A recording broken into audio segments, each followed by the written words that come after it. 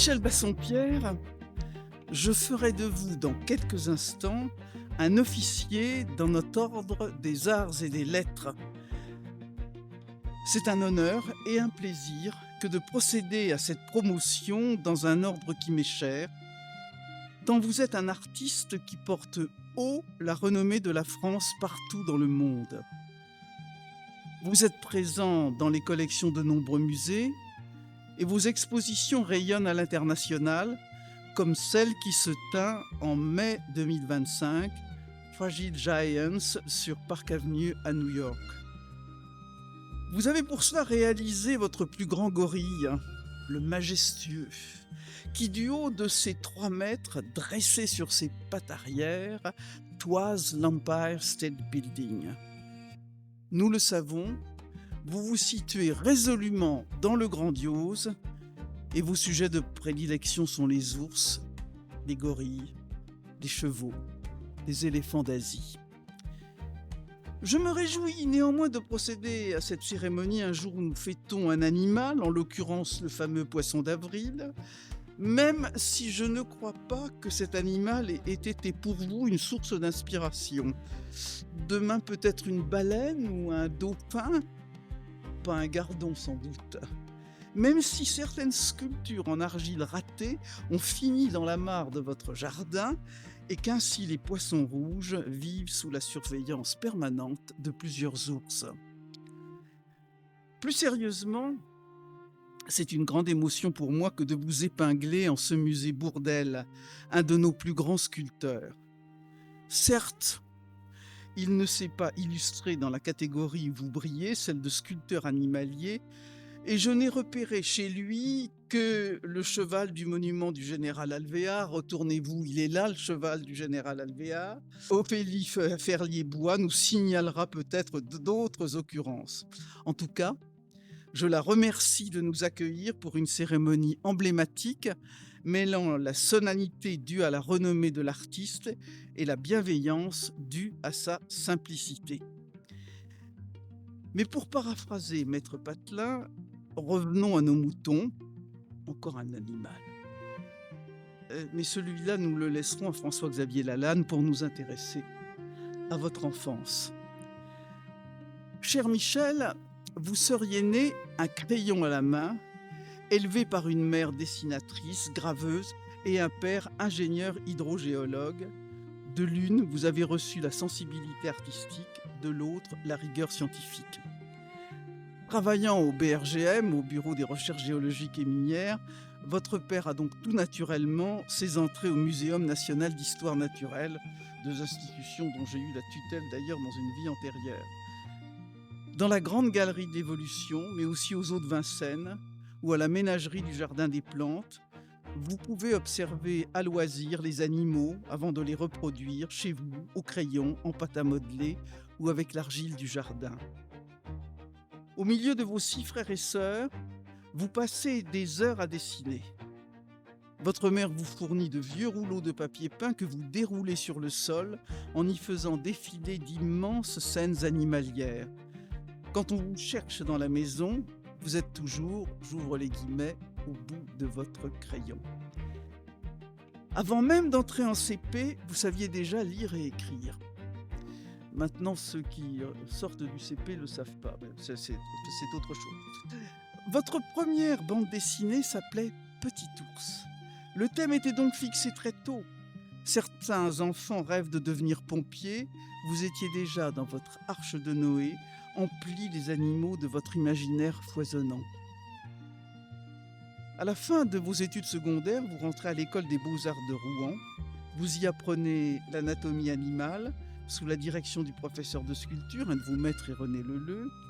Vous y recevez aussi des leçons de vie quand un professeur vous répète « Restez fidèle avec vous-même, faites ce qui est beau à vos yeux, ne cherchez pas à plaire ». Encore aujourd'hui, vous vous tenez à cette ligne de conduite. À l'école des beaux-arts, vous avez appris également la rapidité du regard et du geste. Pas facile de capter la pose d'un modèle toujours en mouvement.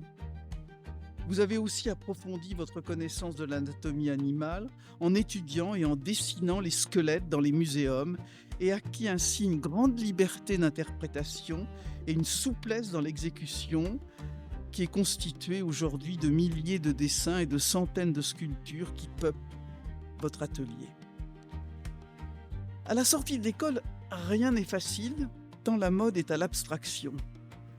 L'art animalier qui avait eu tant de mal à prendre sa place, à trouver un public dans les années 1830, semblait retourner dans les limbes du désamour et mettra plus de 50 ans à retrouver ses lettres de noblesse et l'intérêt des conservateurs et du marché de l'art. Vous êtes un des artisans majeurs de cette réhabilitation, vous inscrivant ainsi dans la magnifique cohorte des Pompons, les Deux Barry, Maine, Frémier, Jacquemart ou Rosa Bonheur. Vous aimez les animaux aux formes rondes, car, dites-vous, la lumière ne vient jamais heurter l'ombre. Vos animaux de prédilection sont donc l'ours polaire et brun, aux positions si proches de celles de l'homme, le gorille, le cheval, l'éléphant d'Asie. Mais on trouve aussi dans votre arche bien d'autres animaux, le tigre, le panda, le rhinocéros, le faucon, et j'y ai même trouvé le crapaud. C'est pas l'idée que je me faisais d'un animal majestueux, mais enfin, bon, on sait jamais. Pour vous, la main est le prolongement de l'esprit. Une sculpture réussie doit susciter une envie immédiate. Une bonne sculpture, on doit avoir envie de la caresser, dites-vous. Je peux en témoigner, et j'ai encore ressenti cette envie irrépressible récemment lors de votre dernière exposition dans les salons du Plaza Athénée. Mais la vie d'artiste célèbre comporte aussi des aléas, et vous avez bien failli sombrer il y a une dizaine d'années suite à l'escroquerie d'un galériste malfrat et véreux. Il fallait vous protéger, et votre fils Guillaume prend alors la main pour construire autour de vous les protections nécessaires afin de bâtir votre œuvre en toute quiétude et en toute sérénité. Cher Guillaume, merci à vous de m'avoir transmis les éléments nécessaires à cette allocution avec tendresse, mais aussi avec respect de l'intimité familiale, me révélant quelques facettes moins connues de votre personnalité. Ainsi, pour vous, l'art majeur reste la musique. C'est un amour que nous partageons parce qu'elle touche directement l'âme. Tous les soirs dans votre atelier, m'a dit Guillaume, vous jouez sur un vieux panneau désaccordé et vous pratiquez aussi la vielle et la cornemuse. Je ne sais pas si vous nous ferez un petit concert tout à l'heure avec la cornemuse. Malgré les conseils que vous avez donnés votre mère, qui vous avait dit d'arrêter de vous disperser. De même, vous adorez croquer des proches dans des dessins humoristiques, souvent irrévérencieux et moqueurs, mais chut.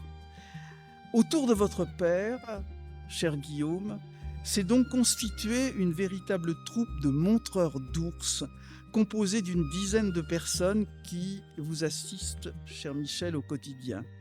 Toutes ont été recrutées dans l'entourage proche, la famille ou les amis. En fait, maintenant, c'est plus de 50 personnes qui travaillent chaque jour autour de votre œuvre, notamment des artisans d'art répartis dans 7 fonderies. Nous devons préserver sur le territoire national ces savoir-faire ancestraux. Et tous ces artisans qui accompagnent l'artiste sont d'une importance terrible et je sais que vous veillez à les protéger. Soyez-en remerciés. Votre parrain de cœur est l'acteur François Cluzet qui est là, cher François. Celui-ci dit de vous, les animaux, je dirais les amis de Michel Bassompierre, reflètent toute son humanité.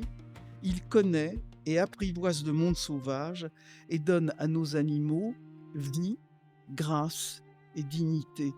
Merci François d'avoir si bien compris l'artiste et l'avoir décrit. Cher Michel, votre engagement, et c'est cela sans doute qui vous a réuni à François Cluzet, et c'est un engagement environnemental et citoyen. Depuis plusieurs années, vous exposez dans l'espace public pour que vos œuvres soient accessibles au plus grand nombre et ainsi sensibiliser chaque citoyen à la cause environnementale. Exposées au cœur des villes, comme je le signalais au début de mon propos, vos œuvres rappellent aux passants l'existence du monde sauvage. Les fragiles colosses se font alors ambassadeurs des espèces en danger. Vous y associez pour cela des ONG, des fondations, à travers des conférences, afin que l'émotion esthétique devienne vectrice de sensibilisation.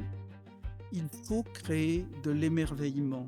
Cette reconnexion à la beauté de la nature est nécessaire pour donner envie de la protéger. Et en point d'orgue magistral, pour vos 80 ans, en mars 2028, ouvrira un musée dédié à votre travail dans la région nantaise. Et je salue d'ailleurs les nombreux élus nantais qui nous accompagnent dans cette cérémonie. Enfin un musée entièrement dédié à vos œuvres. Il était temps, plus que temps, pour célébrer 55 ans d'une carrière tout entière dédiée à magnifier l'animal. Mais ici, au musée Bourdelle, en ce 1er avril, nous n'attendrons pas aussi longtemps pour vous rendre hommage. Aussi, Michel Bassompierre, au nom de la République et de la ministre de la Culture, je fais de vous un officier dans notre ordre des arts et des lettres.